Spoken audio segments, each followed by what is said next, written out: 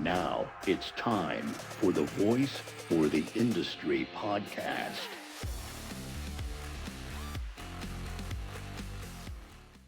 Hey, Bryn, that was a really good episode. I really enjoyed speaking with Paul DiLorenzo.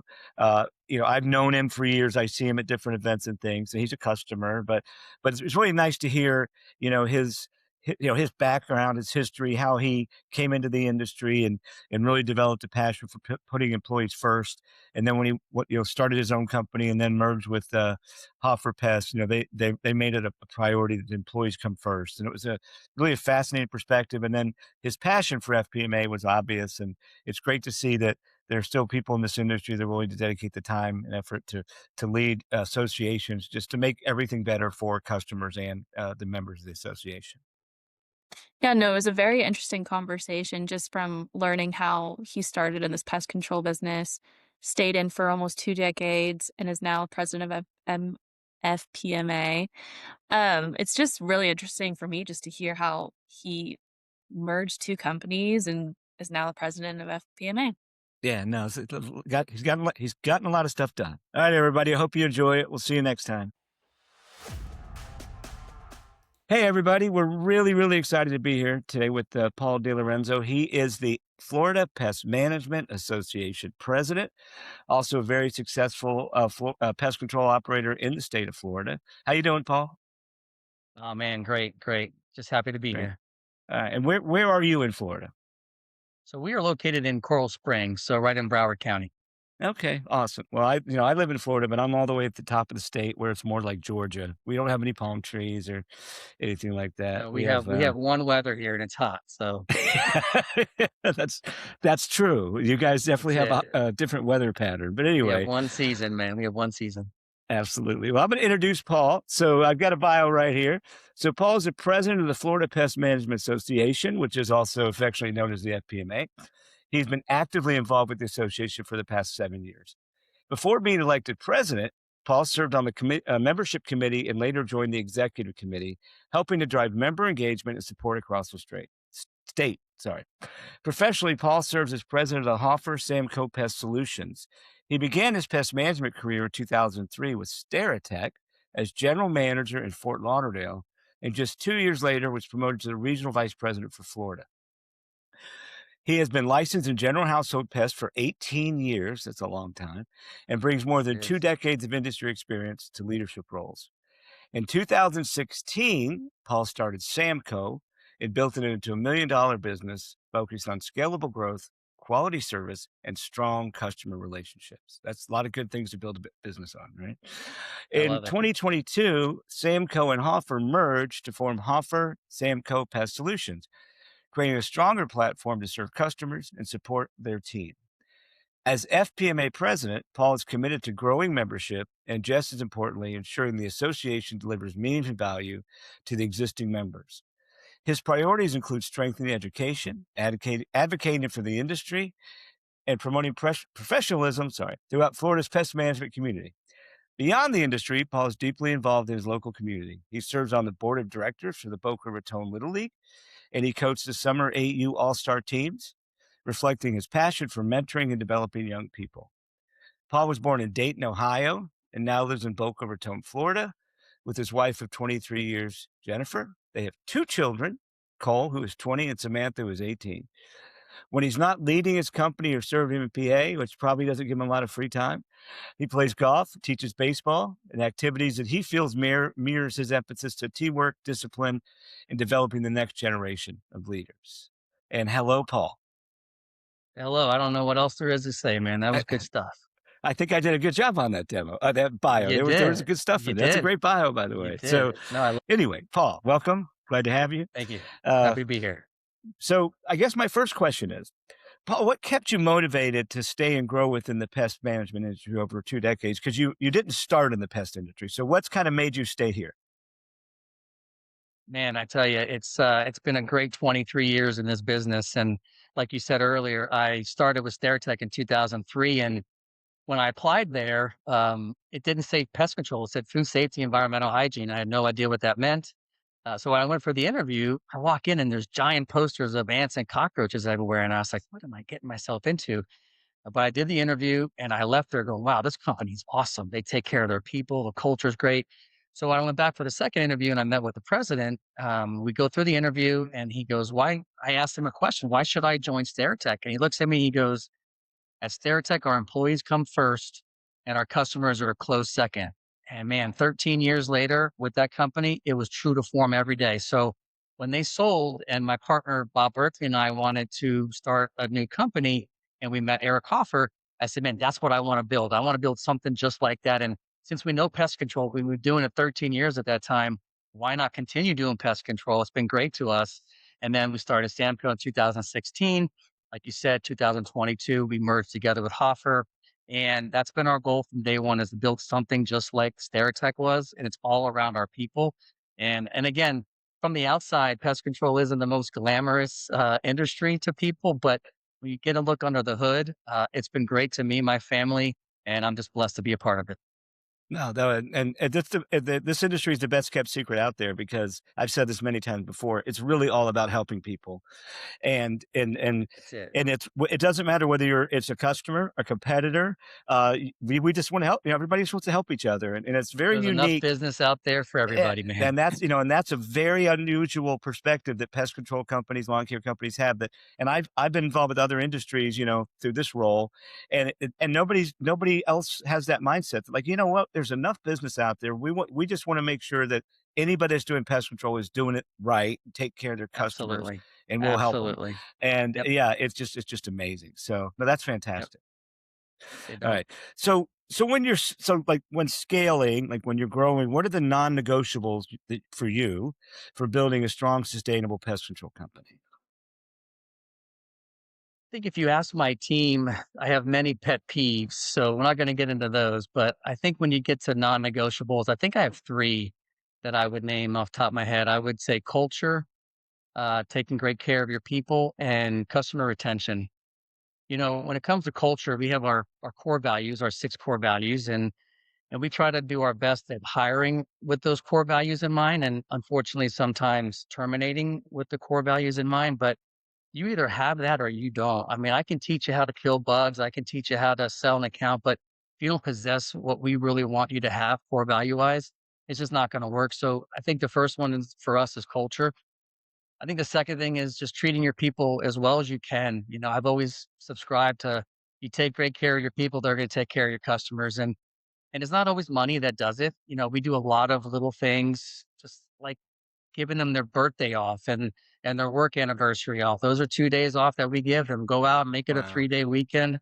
If it's a Tuesday, you want a Tuesday off, knock yourself out. So we do a lot of those things. We have an Olympics every year where we take everybody out of the field for a day. We rent a gym and we just have a good time. So I think all of that stuff. And then the third thing would be customer retention. I'm so maniacal about cancellations to nausea, actually. And I came from a world at SteriTech where 95% client retention, if you're below that, you're on a PIP. And we're not there yet at 95% client retention, but we're definitely on our way up. So I would say those are my three non-negotiables. No, those are pretty important. I mean, you're right. Culture is, if you don't have a central core value as an organization, then it's kind of hard for people to get behind it. And then I'm with you on the retention. I mean, I've said this before. A lot of pest control companies, they spend a lot of money and time and effort on marketing and sales and all that, and they It's really don't hard. focus. They don't focus Sales are on hard. keeping those customers. Yeah, and it's a lot better to keep a customer you already paid for than to go buy a new Yeah, a one. heck of a Yeah, lot cheaper. But if yeah. you've never done sales, I highly recommend you give it a shot because you'll have a newfound respect for it. So when we get it, we own it and we don't want to lose it. Right, right. No, it takes work to get them there. So no, that's It fantastic. does. Um, It does. so you mentioned that you had Samco, you had Hoffer, and then you guys kind of combined. So how did you successfully bring two teams, which either they may have been minor differences, they obviously had to have different cultures, they were two different companies. How did you combine them under one brand and move forward successfully? What were some of the key things you guys did? You know, even though Samco was started in 2016, like you said, by the way, those are my two kids' names, Cole and Samantha, as you mentioned. So it's I, kind w- of no, where I the was I Samco was came thinking of from. asking you where the name came from. Yeah, Yeah. I'm glad Yeah. you Even said though that. he's older, Samco just flowed better than Co-Sam. So, Agreed. um, but Agreed. Yeah. even during those 6 years when we were by ourselves at Samco, I got to see the Hoffer business up close. Eric and I were partners at Samco as well, so I got to see all that. So when we decided to merge Samco with Hoffer, I kind of felt like I was a part of it already. So it wasn't as hard as it might have been not knowing anything the previous Right. 6 years. But I think for us, it comes down to our senior leadership. Everyone's got to buy in. Offers a EOS company, and so we have our weekly L10 meetings, we have our quarterly meetings, we have our annual meetings, and we may not all agree at that time the direction we're going to go. But when we leave that room, we all have to buy in. You can't go out in the field and say, well, "This is what they wanted to do," or "I wanted to do this, but they said no." You got to have a united front, and when you do that, I think when they see their leaders believing in it, they're going to believe in it. And then employee engagement, we're really big on that. We do a lot of surveys throughout the years. We take people off site for a couple times a year to just pick their brain, and our anonymous suggestion box. We want their feedback. We can't always deliver what they want, but if we can't, we tell them why. And that's the nice thing about a family-owned company is you have the ability to pivot anytime you want. If we make a decision didn't work, no problem. We're going to go this direction, and we want their buy-in, because when they have buy-in and they feel like they're part of something special, it definitely helps for culture and putting those two teams together. Yeah, no, I mean, it's easy to make decisions at the ivory tower corporate level, but when they get down to the people that are actually doing the job, sometimes it doesn't make sense. So it's good that you're taking that input And we don't because want them to feel like a right, number. We want them to right, feel like they're part of this team, because they are. They're without them, we got nothing. right. So we want Yeah. them to have a piece of the pie, if you will. That's a great attitude. So just for the benefit of anybody out there, what is an EOS company? What does that mean? So entrepreneur operating system. So it's just a way that we do business. It's the way that we formalize who we are. Like, we have our structured meetings and we have issues that we review, and everybody has a to do to get done in the next 7 days. And it's just a method of how we conduct business. I think there's 13,000 companies on EOS, maybe 31. I might have it backwards, but EOS is a great platform. If you don't have it, it really builds structure in your company. And everybody knows what to do, but when you go into a meeting and you say have all these great ideas and then you leave and nothing gets executed, Right. Yeah. that's a problem. And where EOS keeps you kind of engaged, and if you follow it properly, if you're pure EOS, it's going to force you to execute, and that's all it comes down to. It just really helps you execute. No, that's really interesting. I'm not familiar with that. I'm going to look into that. That sounds like a good process and a good way to do things. Yeah. And I got Um, my plug for EOS in there. It's great. There you go. Hey, it's free of charge. Just remember that. Free of All charge. right. So what inspired you? So we've talked about your business, your success. Now we're going to talk about you and your role and your commitment to FPMA. And for people that don't know, FPMA stands for Florida Pest Management Association. But for people to be involved in the leadership of these state associations, it's a multi-year commitment, right? I mean, you start off Oh yeah. at this level, and every year you kind of move up throughout the leadership board until you become the president. And even after you're the president, then you're still the past president, right? So No doubt. yeah. So No doubt. knowing that you were going to make a multi-year commitment of your time and effort in your life, what inspired you to get involved with the FPMA and eventually decide to become the president and take on that role? So 2019, like you said, 7 years. Eric Hoffer actually was the president of FPMA at that time, and so I was just in Samco.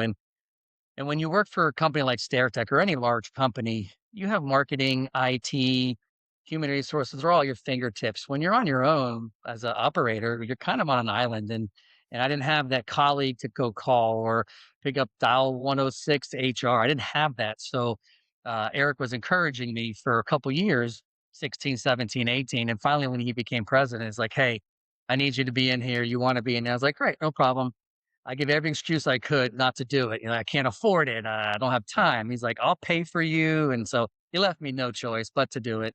And I'm grateful that he did, because I really got into that. And like I said, when you're on an island and you have all these resources that you can reach out to, it really does help. And 2020 was kind of a dead year for the association, as it was for probably most of the United States. And so 21 is when I got on the membership committee. And then I was like, you know what? I really want to make a difference. And the executive committee part of Florida Pest Management Association is really where you can make the biggest difference.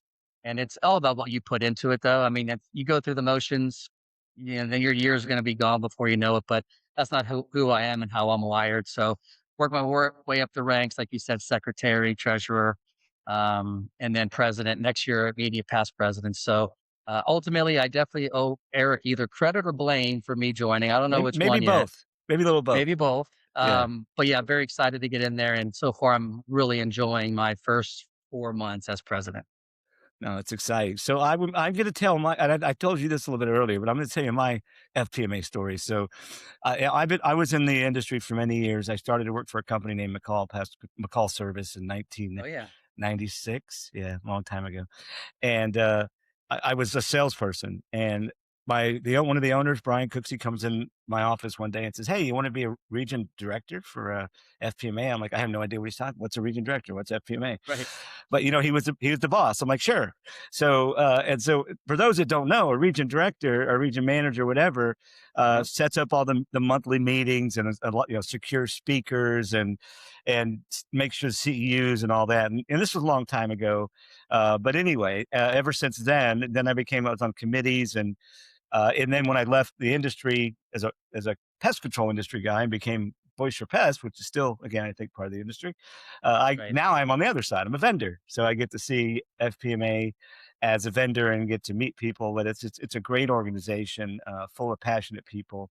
It's changed a little because a lot of the bigger companies, got acquired by big companies, and Uh-huh. Uh-huh. but I'm excited for you to talk about it today because it's a great organization with great people. You got Stacy in there, kind of making things happen now, so it's very exciting. Yep. So and that's your free plug for FPMA, by the way. So I love it. as FPMA president, what are your goals for this 2026? What are you hoping to do differently, or what kind of changes you're looking to make, or where you want to go with it? No, no, it's a great question. 2 years ago, as a committee, we made a decision because you're only served 1 year as president, unless you're Suzanne Graham, who spent 3 years due to COVID. But I remember that. um, Yes. yeah, so does Yeah. she. I, So, I bet. since you have 1 year to get it done, in essence, what we decided as a committee was whatever was on the agenda of the president, the next incoming president can try to finish that agenda, begin their agenda, and so on and so forth, just Okay. because you don't have enough time sometimes. So we're kind of finalizing the agenda that Elliot had in 2025. But my two biggest keys for this year for me is the first one's called MGM, where it's members get members. So at my inauguration, I challenged all the members, and I've sent a couple newsletters and emails since then to go out and get one member. If every member went out and just retained one member or brought in one new member, we would double our membership in 1 year. So I understand that's not as easy as it sounds. Like I said, sales is a tough part of our business, but if everybody gives that effort, that can only help us. But more importantly, I'm really trying to focus on member benefits. So current members, back to my non-negotiable, it's the same thing here. Membership retainment. It's very important for us. And I don't know if we've done a good enough job over the years to really show what we're offering. So we've been very maniacal about it, if you will. And two of the ones that we're very proud of that we've already implemented this year. The first one is a mentorship. So just imagine you're an operator out there and you want to learn more about SEOs, or I don't even have insurance or workers' comp.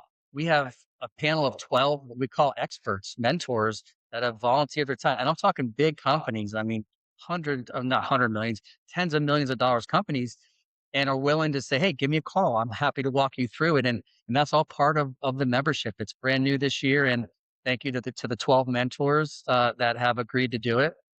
We're also in the partnership phases, almost finalizing with Pest Pro University, where they're going to provide a library of videos free of charge to our members, especially our smaller operators, to help you learn about safe driving techniques and workplace harassment, things you may not have even thought of in there, and plus industry stuff like ants, cockroaches. So those are just two of the things that we're really focusing on, new member benefits. But I could go on and on about the list of them, but they're all on our website, and happy to talk more about it later on.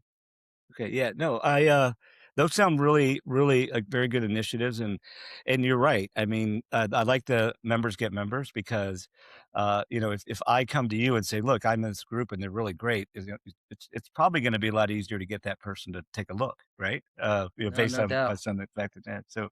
No So doubt. are you, And I'm a big acronym guy. So MGM is, my favorite casino in Vegas too, as a little plug oh, there. okay. Cause Okay. Well, we yeah, got EOS, we got MGM, we got all kinds of good yeah, stuff I on there. told you I'm all about acronyms, Yeah, man. but acronyms are good. They make Yeah, they sure. encapsulate things. But anyway, Absolutely. no, but I think as a president for a year, you know, it's really tough to like have this overriding agenda. I think when Eric was the president, is when the new website came out, if I remember correctly. Probably So I'm that's sure right up that his was bailiwick. Yep. yeah, That yeah. makes So that sense. was good. Yep. But no, I think those sound like really exciting. I guess with FPMA, with everything that's going on with AI and all that stuff, and you're a guy that has a vision, has vision, and can kind of see things and make things happen. Where do you see the pest control industry heading, like in general, over the next 5-10 years? Whether you want to talk about how it relates to associations or other things, or just in general, what do you kind of see coming down the road? I would say everyone's going to use the AI avenue here, and I'd be remiss if I didn't as well. But I think I see it in a little different capacity. Maybe not different, but I have my own opinion on it. And I think when it comes to sales and customer service administrative, I can see a huge value in AI. I really can. I think just simple things like scheduling and routing, I think AI is going to have a really big impact on. And I think simple sales portions of it, simple pest control programs, I think AI can do a really great job with that. I still think pest control, we're in the customer service business. It's really what we are in. So I don't think people are ever going to go away. We just may be able to take some of the remedial tasks and have AI handle them, and then we can have the more customer facing tasks for those two departments. But I think in the service part of it, I mean, these folks invite you into their homes, their businesses. That part, I think we're safe for quite some time from AI when it comes to the service side. But I do see the companies that don't adapt to AI for administrative and sales, I think could be left behind. And one of Eric's many strengths is technology, and so I feel we're uh, a notch above the average bear here for AI and for technology, and I know we're just going to keep getting stronger with it. Yeah, no, and you're right. He is, and you guys are utilizing a lot of AI technology, and he's very focused on that. Um, but you're right because I say you're right. What I've heard the same thing from a lot of different places, so that's why I say you're right. And I think you're right because use AI to do these mundane, like you said, tasks that don't require human empathy, emotion, the ability to reason, those things that make Yeah, us who we are, and why we're so good at interacting with people, right? Somebody yeah, wants to schedule a service, AI can schedule a service, right? But absolutely. I think and I've heard several different peer groups and several discussions and say, look, then you have your human employees are actually a higher level. You can pay them more. They can do more because they're not Right. spending time doing those lower level things. So I think you're Absolutely. spot on. Um, Absolutely. so the last thing I want us to talk about, which I think you're going to be happy to talk about, is FPMA has a couple meetings a year, right? Oh man, I was hoping you were going to bring that There up, you man. go. There's one in January, and then there's one coming up Yeah. in June. So would you like to talk about the Yeah. one that's coming up in June? I'd love to. I'd love All to right. because I was finding the right place to plug it in. So I There you appreciate go. that. I think one of the things I would say to any of our members out there or prospective members is get involved with the association. We have regional meetings all on our calendar. Those are all set. But to your point, Ray, the two biggest events we have is Expo, which is January, which is always in Orlando, and this year we're bringing summer conference back on land. As you know, I've saw you on the cruise the last couple of years, so we did It's bring a it, tough gig. Yeah. overseas. Yeah, yeah, we did bring it overseas, if you will, or on the seas, but we're bringing it back on land this year, and we're at the Gaylord Palms, which is a phenomenal facility, June 22nd to June 24th. We have some great speakers lined up. The agenda's shaping up really nicely at the moment. It's just a great time to get away for a couple days in a beautiful resort, meet some people, and learn more about FPMA. So I definitely encourage anybody who's a member or non-member, come on by for the couple days. I don't think you're going to be upset about it. I think you're going to enjoy it very, very much. Yeah, I heard you have some amazing speakers this year. We do. We do. They're I'm awesome. one of them. Just that's why I I had to say know. that. I I know. know. I was So setting the anyway, agenda with Stacy. I got you. yeah, I know. I'm being difficult, but no, the Gaylords in Well, I'm one of the Orlando. speakers too, so I was kind of including myself There in you that. go. See, I didn't know that. So Right. they obviously the just knowing that the speaker level went way up. Yeah, I love it. It's in Orlando, right? The Gaylord. It's in the one in The yeah. Gaylord Palms is Okay. right in the heart of Orlando. There you go. Yeah, I was waiting for that to happen. It's Right all in the good. heart of Orlando. And, historically, and I want to, this is not important, but historically, wherever the president resides is where they would have the summer conference, because that's one of the perks of being the president. But I said, look, I want this to be a very well attended convention. So if Orlando's our best bet, I'm all for it. I don't mind the travel. I really wanted to make sure that we got the attendance up as much as we could, and putting it centralized just makes the most sense. Jacksonville, Pensacola to come down to Fort Lauderdale, Yep. maybe, but better chance of Orlando than here. No, I think you're right. Centralized. A lot of people like to go to conference in Orlando because they can bring their family and go to the theme parks and do Absolutely. all that I'm kind of doing the stuff. same thing on There Thursday you and go. Friday. My kids are older, but I can never get enough of Walt Disney.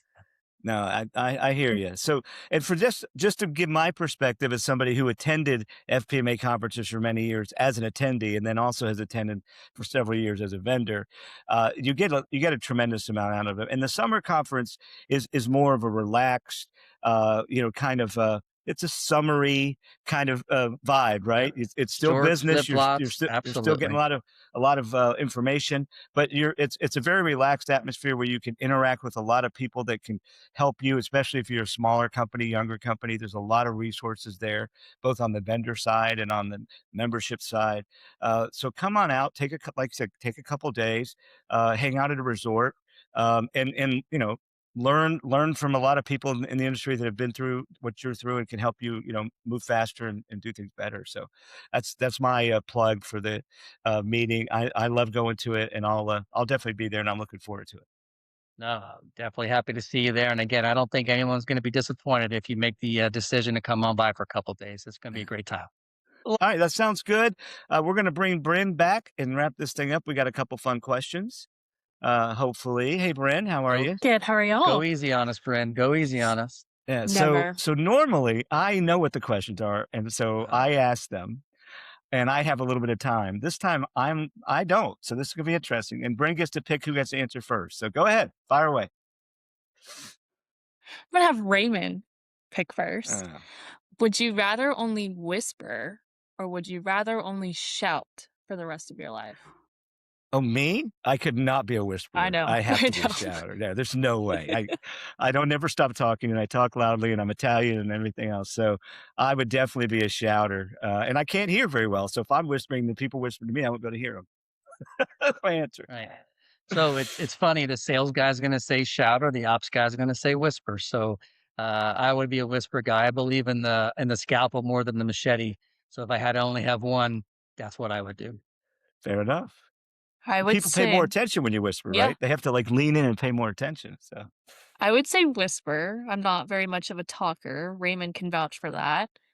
But I would be opposed to shouting. I don't know. I would like to see you shout sometime. That'd be interesting to see it. I Oh. have a hard time imagining it. That's a good thing. But all right. What do we have next? Paul, you're gonna answer next. Okay, good. Is cheesecake actually cake?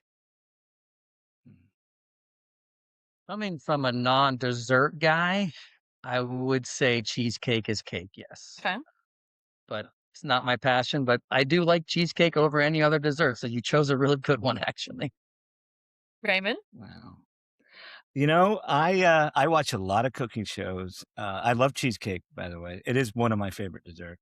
But I feel like it's not really a cake because it doesn't have the components cakes have in it.